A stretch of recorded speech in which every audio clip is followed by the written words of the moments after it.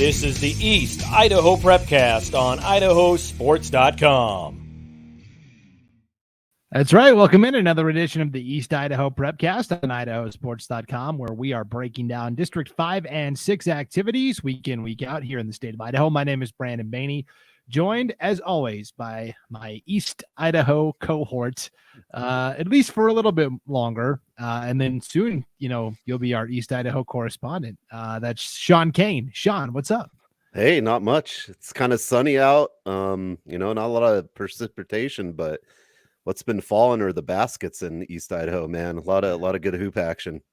Oh, that was a slick transition, Sean. That was really nice. Yeah, you're dead on. Let's just get right into it because there was a lot of great basketball action. We took last week off for the holidays, the week between Christmas and New Year's. There's a lot of stuff happening basketball wise, but without any results to talk about right at Christmas, I figured it'd be better to just let those holiday tournaments play out. Then we could come back the first week of the new year and kind of break down what we saw. Let's get right into it.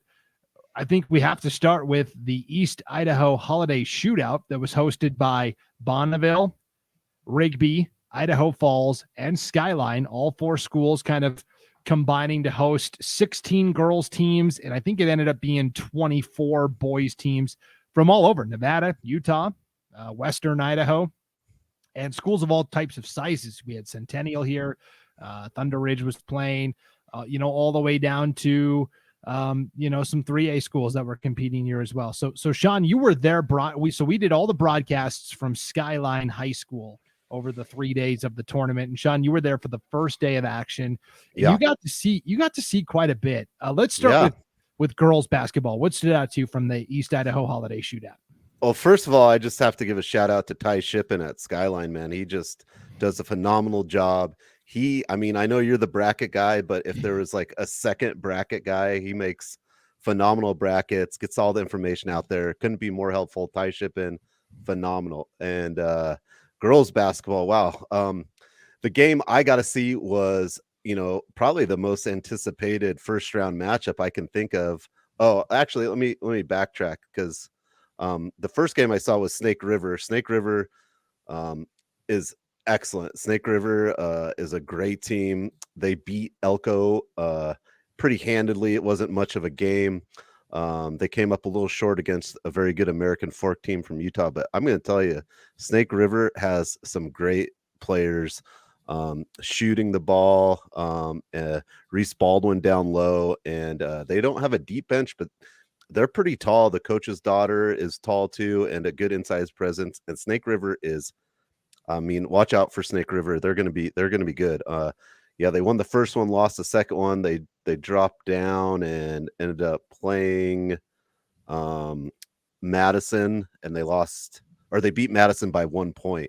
And I've seen Madison. Madison's a team that they might not make it to state because that conference is so tough, but they're a good team on a path. But what I was going to start with, but I forgot about Snake River, but was the Pocatello Thunder and Bishop Kelly matchup.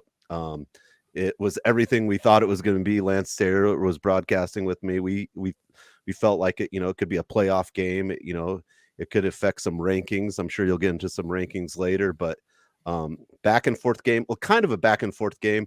Bishop Kelly came up with a 7-0 run, and kind of Pocatello was chasing. I think Pocatello took a lead at 1 point at that game, and kind of came down to free throws. Both teams shot poorly from the free throw line, and Bishop Kelly was able to come away with a win. And Bishop Kelly's got Hyler and Knott, a couple really tough players, and Bishop Kelly's good, but Pocatello, they've got Luss, the freshman, and Garza down low, and they're solid, and Rogers is a good shooter. And Pocatello has a lot of people that, it's kind of whoever catches on fire, that's going to kind of take them that game. But that was a really good game there. And then the Thunder also, they played Rigby pretty close. Rigby, which is another good girls team, and Pocatello lost to Rigby 38-49. And then Pocatello played Elko, Nevada, and smoked them 72 to 27. But in the girls' side, that was pretty sweet.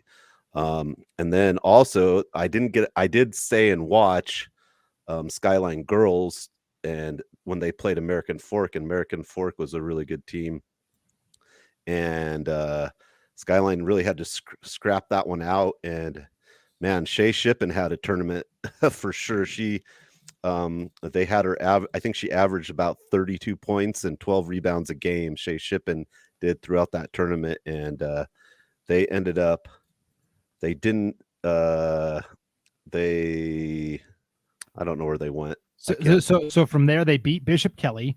Yeah, they went Bishop Kelly. Yep. By 6, 64-59. Oh, yeah. That's actually 5. So that puts Skyline in the championship game of their bracket, where they had to play Ridgeline from Utah, and Ridgeline won that 66-49. But Skyline gets the runner up there in the girls competition. But again, with Skyline as a team we've seen in person this year a couple of different times, Sean, and I try not to compare too much, especially at these 3-day tournaments, because 3 games in 3 days is always tough. Right off the holiday as well. But BK beats Pocatello, Skyline beats BK. Where does that put all three? All 3 of these teams are expected to contend for spots at state. So these are all teams that we could see again at the 4A state tournament.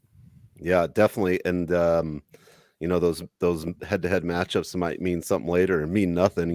Once you get to tournament, you got to win. You got to win 3 games in a row, and Skyline was the best of the 4A girls, to kind of try to come up with the win 3 games. They won 2. So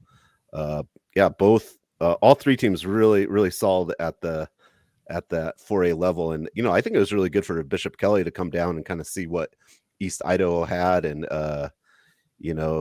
Bishop Kelly plays, I would say, very aggressive. They're not afraid to get out there and foul, trying to steal the ball and stuff. And it was a little different. Skyline sometimes is a little more of a kind of a finesse, but Shippen can get down on the blocks and make it not finesse at all. Yeah, she can mix it up with the best of them inside for sure. And Kaisa Shippen played really well. Oh yeah, out on the perimeter as well. She was our IdahoSports.com player of the game for at least one of the Skyline games that I know of. I was kind of following from afar. I was up in North Idaho, but I was kind of checking in on all of that action that was taking place. How about on the boys' side? The boys' side was a little beefier in terms of the bracket, in terms of the teams that were competing. What were your big takeaways from the East Idaho Holiday Shootout on the boys' side?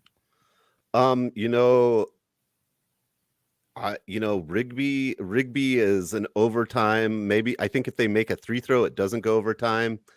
They beat Sunrise Mountain from Arizona, and I think they win the Army bracket if Rigby comes out of that overtime. I think Rigby, Justin Jones, the head coach there, Kobe Jones, they're a scrappy team. I that's kind of a phrase that gets thrown out there, but if you watch some of their games, they're just scrappy. They get out there and get it done, and they're really solid. Highland had some good games. Skyline boys had some good games too as well. There's a lot of East Idaho teams. Century 1-2 ended up playing Timberline, which they had beat at home previously, but lost to them at the tournament. For that tournament, Century's Luke Pantea was averaging about 27 points per game. So Luke Pantea is kind of someone who's, I think, a little underrated. He's a lefty. He's one of those players you would watch the game and kind of be like, he had an okay game, and he has 27 points. Kind of gets it in the flow, creates, helps, and then that lefty drive to the hoop creates a lot of mismatches and problems for people. So that was pretty good too. There's we had a lot of East Idaho teams there. Had to go. Sugar Salem is another good team that was there. They played really well, and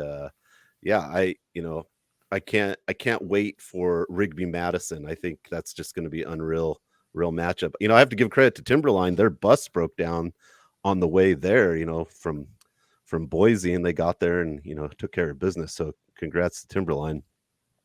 Yeah, and it's crazy that they and Century end up matching up again after they had already played once this year. That's the way it goes to tournaments sometimes. And you talked about Rigby, Sean. Think about this. Rigby loses that overtime game in the semis to Sunrise Mountain, Arizona. Then they turn around on the final day and they've got to play Star Valley, Wyoming, and they get the win 81-73, but it came in triple overtime. So between the two games, Sean, Rigby picked up an extra game. They played an extra 4 quarters. Yeah, and I got to see Star Valley versus Burley, and Star Valley is, I believe, a 4A size school in Wyoming, right? Yes. But they could compete with, I mean, most of the 5A teams here in Idaho. Star Valley is well coached and just a super efficient. They just do, like, what's the Hoosiers thing? The fundamentals. They're like just fundamental. They pass it to the 3-throw line. They got the 2 outlets. No one's running, and no one's out of control. And I think Lance Taylor said they're very balanced, and like on the court, they're not doing anything flailing. And Star Valley's balanced, but Star Valley could competed with a lot of those teams up in the upper bracket. And I watched the end of that game, the Rigby Star Valley, and that was just, I mean, that could have went anyway. But like I said, if you go 3 overtimes, I don't want to play Rigby. They're scrappy. If they find a way to crawl the way into the game, that's not who you want to play. They are super just scrappy and get the job done. Yeah, we talked about this year that District 5-6 gets 1.5 teams to state. And we kind of thought in the preseason Madison was the team to beat. And Madison's good, but I kind of shifted now, and I really think Rigby is the team that's got it going. And either way, I think both teams have a good chance of advancing to state. Second team will get in via the play-in game against somebody from Boise, but boy, they both look really, really good. Let's shift to some other holiday tournaments that took place. Parma hosted a little holiday tournament. It was mostly 3A, 2A teams for the most part over there in Parma. On the girls' side, you had American Falls and Malad. Both went over to compete. Malad had to play the hosts from Parma right away, and Parma's a very good 3A girls basketball team. Malad lost on the opening day 69-40. American Falls also fell in a very close game to Weiser, which is kind of the favorite over in District 3 basketball, along with Parma. American Falls lost by 8, 45-37. So one kind of lopsided loss, one tight loss. Then on the second day, they both get bounced into the other side of the bracket. Malad's got to play Weiser. I mean, there's no, and I guess this wasn't a bracket. This was all kind of predetermined matchups. Here are your 3 games. Here's who you're going to play. Malad didn't get any easier. They had to play Weiser the next day. They fall 64-47. American Falls comes out and stomps Nampa Christian 68-36. And then on the final day of the tournament, you had American Falls finish with a positive record of 2-1. As they got a win in their third and final contest against who did they play in that last matchup? I'm trying to go through all of our scores here. And by the way, shouts to all the coaches that continue to send in the scores night in, night out, because we have the most complete scoreboard of anybody anywhere on the internet. So I was gonna say the tournament that Century went to never put the final score in. The girls in the Tarkin Classic, but we've got it on Idaho Sports. So yeah, the Tarkanian Classic. I'm just saying for sure. American Falls ended up getting a win over Nampa Christian on the second day of the tournament. We talked about how they had lost the first game of the tournament as well.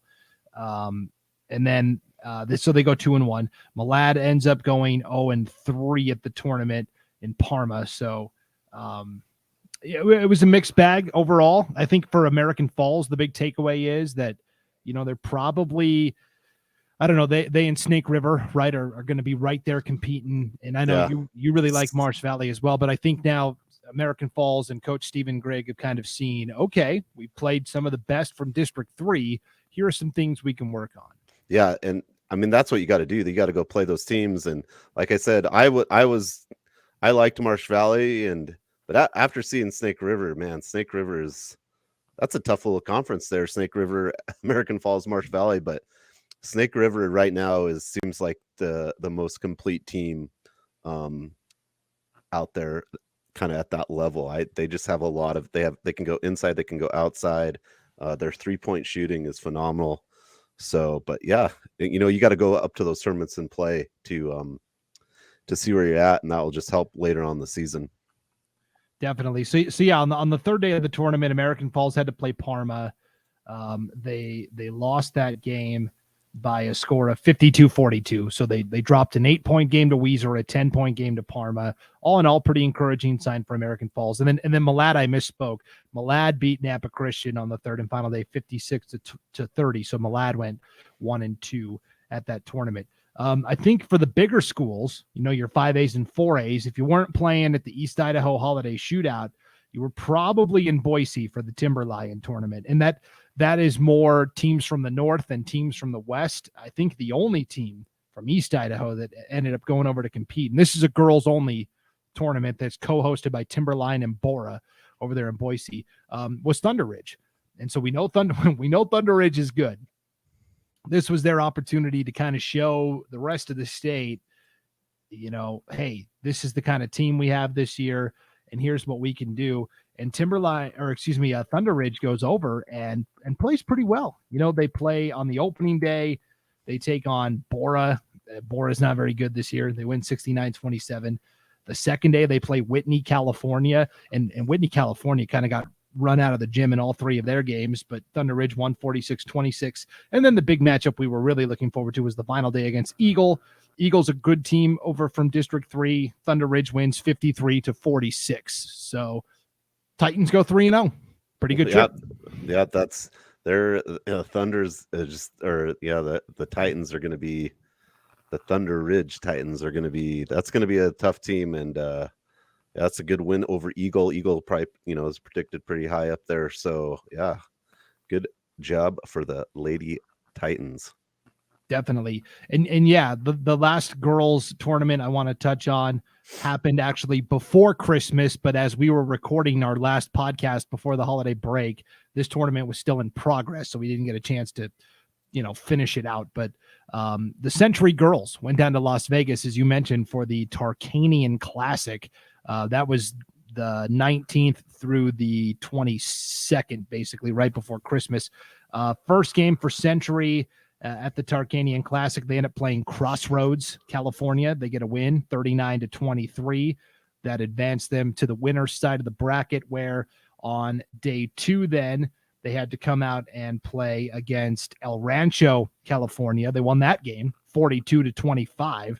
So now they're in the semis. Interesting game there, and against West. Yes, so this is West High from Salt Lake City, and it's an overtime game, but Century wins again, 40-33, and so that puts them in the championship against Las Vegas High. I didn't know there was a Las Vegas High. I know Vegas has a lot of high schools, but there is an original Las Vegas High from Nevada. Century wins it 60-39. Diamondbacks go 4-0. Win their bracket at the Tarkanian Classic. That is exceptionally hard to do. Yeah, super hard to do. In that West game, Century's down. Libby Evans hit a buzzer beater just to get to overtime, and they held West to 0 points in overtime. Kind of some big takeaways from that. Taylor Smith had a triple-double, and that was her third. And she had a triple-double against Las Vegas High School in the championship. 17 points, 11 assists, 10 rebounds. So 3 triple doubles in a season already for Taylor Smith is, I don't know how many stats we have on that, but that's pretty unreal. And she was the tournament MVP, and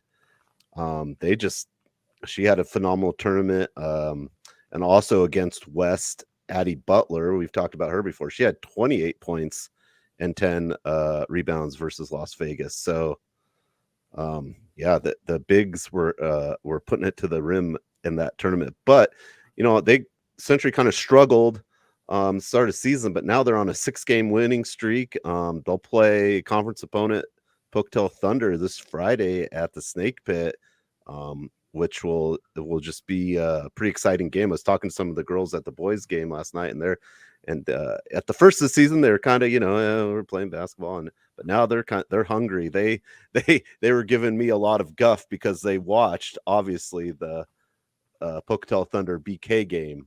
So and I was on the call for that, so they were like, "Oh, playoff teams, huh? What about us?" is what they were telling me. So I'm like, and then you go and look and see what they went down. It in Las Vegas, and they're not wrong. So I'll take it from them.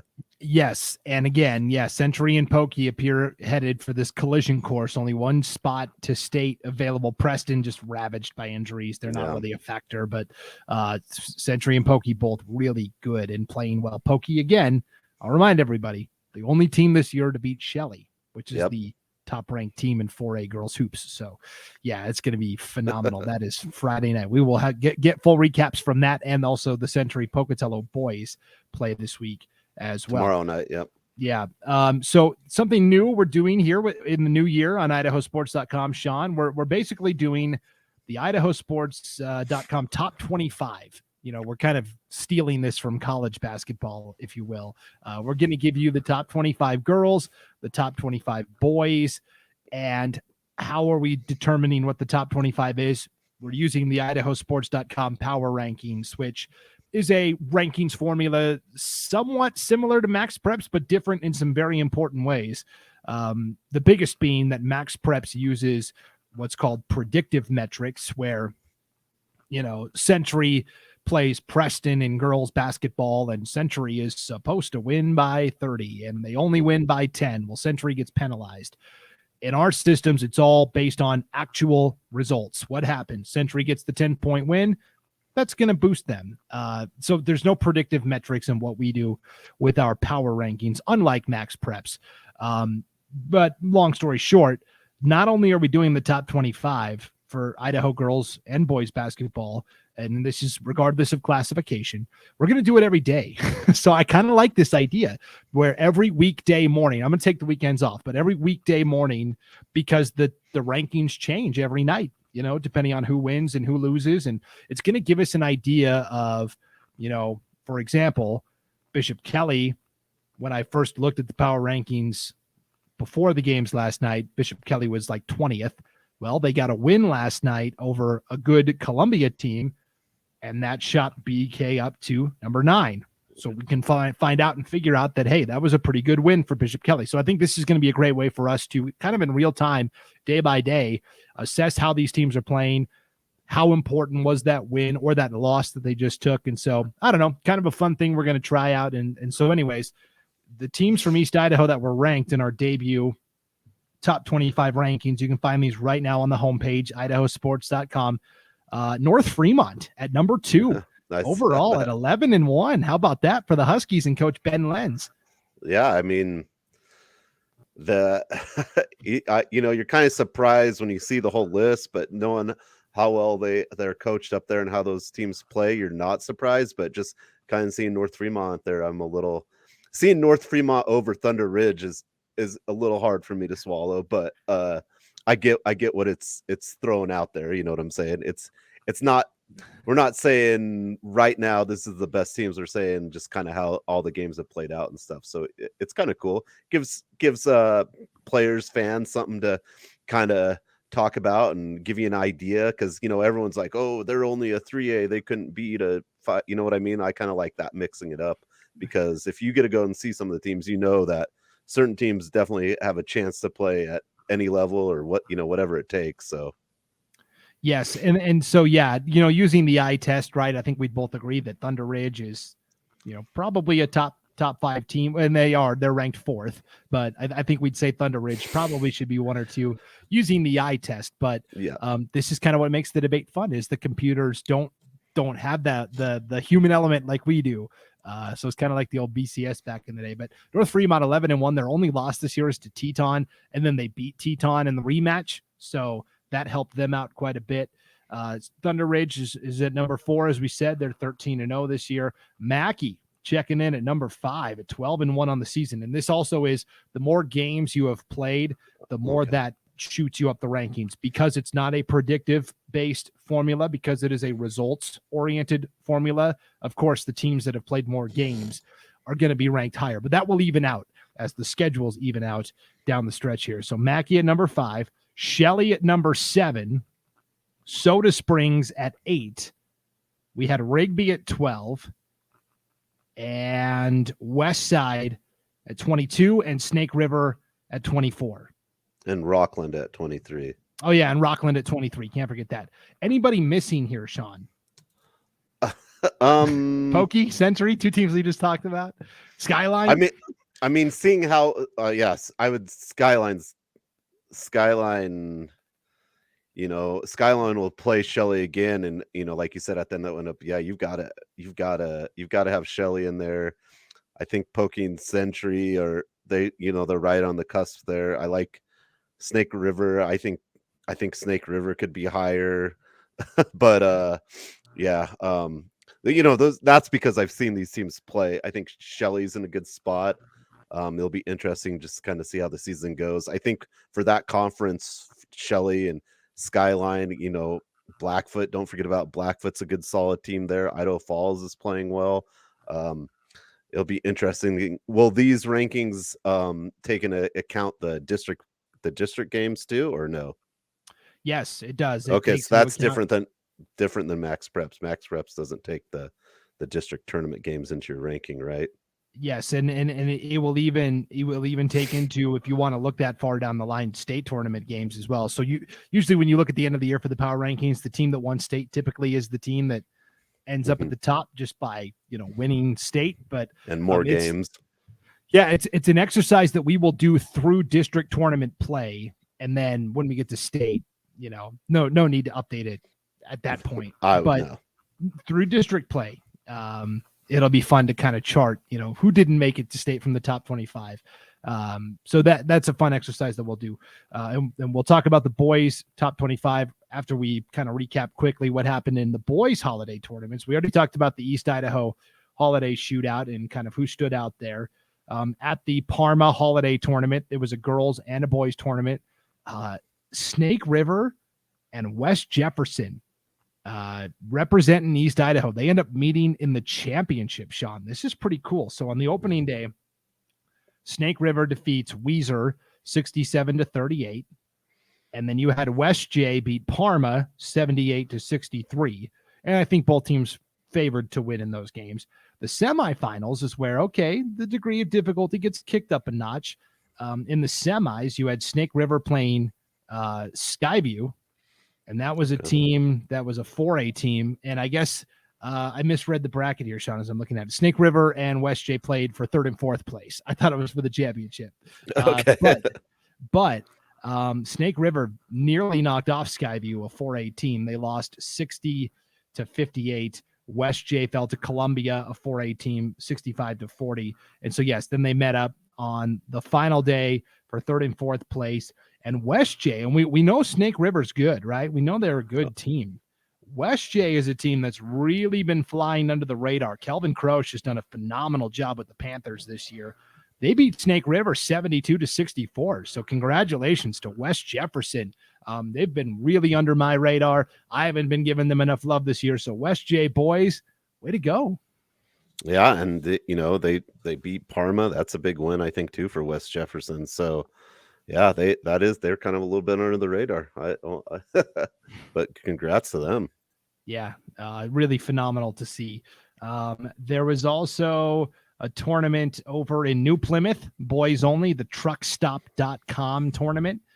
The only teams from East Idaho that were over there were Soda Springs, which was one of the bigger schools, along with New Plymouth. They're 2A schools. And then Water Springs was there from the 1A D2 ranks. And so, for Soda, they lost to Victory Charter by 3 on the first day. That put them into the consolation side of the bracket, where then they had to play basically in a consolation bracket battle. Soda Springs had to play Ontario, Oregon. Ontario's had a rough go of it this year. They're 0-10 against Idaho opponents, and with the losses coming to 10 different Idaho teams, if you can fathom that. So Soda bounces back and beats the Tigers of Ontario.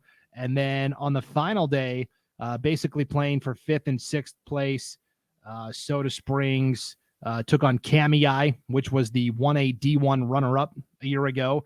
Went to overtime. Kamei wins by 2, 41-39. So Soda goes 1-2 of the tournament. Water Springs is the team I want to highlight here, though, and we'll get to it, why we're highlighting them in a second. Water Springs beats Council in the first game, 52-43. Council is kind of one of the favorites from over there in District 3, and this was a 1A D2 versus 1A D2 matchup. So for Water Springs, kind of a measuring stick game, and they beat Council by 9, and that was a pretty good win for them. They get to the semifinals. They have to play Horseshoe Bend. To me, that's a worse team than Council. They win that pretty easily, 42-23. So they meet up with Cary in the championship, and Cary is a 1A D1 school, so it's not like they got to worry about Cary down the line at state or anything, but they fall 64-38. But that first win over Council, to me, puts Water Springs in good conversation when you're talking about, can they get to state and can they compete? I think Water Springs can. Yeah, they're right. They're right there. It'll be that Division 2 is pretty interesting with Rockland. We talked about that earlier. We kind of thought it was Rockland and then maybe a mix of teams, but that kind of shoots Water Springs ahead of the pack to me. Yes, completely agree there. And so that 1A D2 Rocky Mountain Conference is going to be very interesting as we get down the stretch here, Sean. Tonight, I've got a game to broadcast in like 3-ish hours. So people, it's really far away though. Yeah, really long trip. When people are tuning into this, this game probably will have already happened, but I would love to come back next week and talk about what I saw at this game. It is a non-conference game tonight, East Idaho game night on IdahoSports.com from Grace Lutheran. It's going to be the Royals of Grace Lutheran, 1A D2 squad, hosting Malad, a 2A program. And so I'm really excited to see this Grace Lutheran team. There's been a lot of buzz coming out about the Royals and their, star guard Ben Hess, who is a phenomenal player. So I'm excited to see Grace Lutheran and see where they stack up with, Rockland and Water Springs at the top of this league. So, yeah, it'll be interesting to see because Grace Lutheran's already played Water Springs and Malad. So, but if you at the start of the season, I think it's really hard to say what's going to happen after you get 9 or 10 games in. Then I'm a little more intrigued by what the results are. If you get my drift. Yes, and so they played Water Springs in the very first game of the year, and it was a 1-point game. Water Springs won 28-27. I guarantee you, if these two teams played again, and they don't in the regular season, but district tournament, they could meet up. I guarantee you the points are going to be a little higher. It's not going to be 28-27. Yeah, you kind of look at Grace Lutheran's scores, and the points have went up exponentially since the start of the season. They might not have had everyone. Grace Lutheran is not going to have a deep bench. They probably have 8 guys, I would imagine, or so. So, I mean, if the start of the season, someone might still be doing something else or something. So maybe they didn't have anyone. So that'll be a good matchup tonight. Definitely. And yeah, that's the tough part about this Rocky Mountain Conference is there are 9 teams in this league. So you're not going to get to play everybody twice. And for a lot of them, the one matchup like Water Springs, Grace Lutheran, it was a season opener. Well, that's a conference game because it's the only time they're playing. And it looked like, when I was looking at the schedules in the preseason, a lot of the first matchups between everybody were the ones that were going to count in the league standings. So the league standings are pretty close to being complete. We'll have a couple of conference games that might impact the standings, as we get through January, but really where it's at right now is going to be pretty close to how it ends up finishing up. So that'll be interesting to see as well. So let's talk about our boys, top 25, daily top 25, our debut ranking. That's Water a good lead in. What's that? I said that's a good lead in because Water Springs is number 2. Yeah, Water Springs at 2, 11-2 overall. I think the games they played at the truckstop.com tournament definitely helped them in terms of our power rankings. They are ahead of Rockland, who's number 3 overall at 10-1. And then you've got, Pokey is at 4. They're 10-0. That's Pocatello. You've got Marsh Valley at 12, Snake River at 13. Hillcrest at 15 is kind of the head scratcher, right? Everyone's going to go, well, what they only have 8 games, right? Yeah. So how does it count in the Utah games then? So the out-of-state opponents are all treated the same based upon their classification size, if that Okay. makes sense. It's not like a Max Preps ranking thing where it ranks everybody regardless of their, you know what I'm saying? So like, Yeah. Mm-hmm. so Hillcrest played similarly sized schools from Utah down at that Corner Canyon Tournament of Champions, and then there were some close games in there too. So you're not going to get the style points necessarily. Again, And go ahead. Hillcrest just beat Madison in a very close game last night, so that would probably affect that big time, right? I mean, Yes. Yeah, the tight wins don't help them in this power rankings, but again, using our eyes, you know, Hillcrest probably number one team, and like any division. it's funny because on this list, Hawaii and Lake City aren't even ranked. And I mean, those are the two best 5A teams. You know, most people Absolutely. think. You know, there's only one 5A team that even cracked our top 25, and it was at 25. It was Timberline, actually. That's a team you've seen a couple times this year, Sean. So Yeah, and Timberline's good, but Timberline's maybe fourth or fifth out of that district, maybe, right? I don't even know what the conference standing is, but I don't know Timberline. anymore.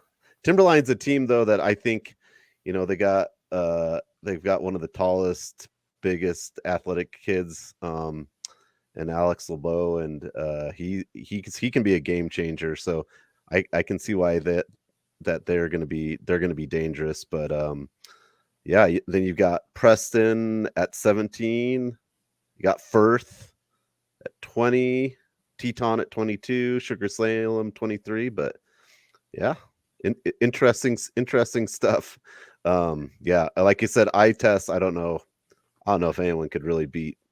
I mean, you might just get lucky, and Hillcrest has a bad game, which when you play so many games in basketball, it could happen. But I don't know.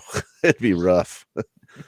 They would have to like maybe make their basket smaller. I don't know. But yeah, they're a pretty solid team. We know Snake River's good. Yeah, but that's kind of crazy to me that Lake City isn't on there. So, but it's probably because they probably don't have a ton of games. So either they probably have less amount of games than everyone else, I would imagine too. Yeah, fewer games and a lot of out of state games as well for Lake City. So and same with Hawaii. You know, Hawaii's played a very small number of games, and they're I think 5-3 on the season because they've played a very challenging schedule. So again, this is just what the computers say. It's not necessarily, you know, what we actually think. But again, kind of a fun exercise. And again, we're going to update this every weekday morning. I'm going to go through all the scores from the previous night, pick a game to highlight, show you what changed in the rankings. So check back every morning at IdahoSports.com for the new updated top 25 for girls and boys basketball. It's going to be a lot of fun for sure. All right, let's get out of here real quick. We'll talk wrestling. Raleigh Lane invite. This is kind of the creme de la creme of high school wrestling. It's going to take place at the Idaho Center over in Nampa this weekend. Blackfoot's going to be there competing without Mac Mauger. Mac Mauger, of course, the Division I commit, standout wrestler for Blackfoot. He's going to go to a national tournament, Doc B, and compete there. But the rest of Blackfoot's team will be there. You know, you're going to see Thunder Rage over there competing. They like their chances to maybe get some wins. South Fremont originally was going to go to Raleigh Lane. And of course, we know South Fremont has been the juggernaut of 3A wrestling for a long time now. And it was kind of a cool deal. They scheduled a dual competition with Meridian, the two-time defending 5A champ. So you've got South Fremont and Meridian going head-to-head. I think it's actually tonight, Sean, as we're recording this. So that'll be fun. Yeah. That's and wrestling, you know, and wrestling's like tennis. Like the size of your school really, I don't think makes a huge difference because you have all those different weight classes.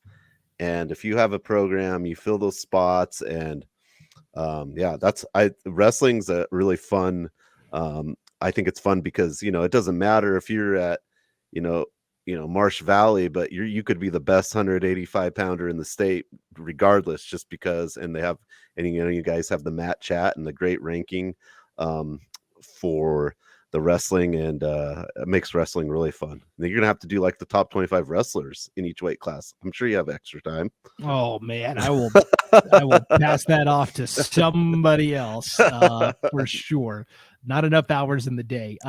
But so South Fremont and Meridian are going to duel. And then South Fremont was going to do the Raleigh Lane, but they pivoted at the last moment, and they're actually going to go to Buell for the Buell invite.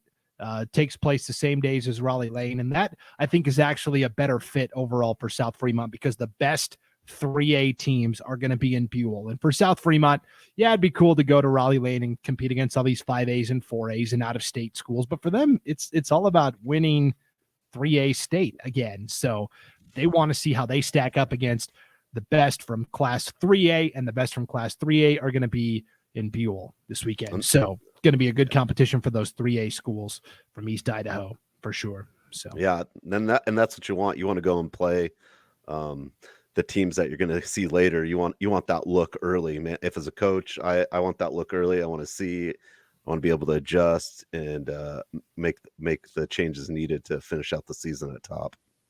Definitely. So, all right. Well, a lot that we had to get to, Sean. We condensed it as much as we could, and boy, things are really starting to heat up in hoops and in wrestling, and it's going to be state tournament time before we know it.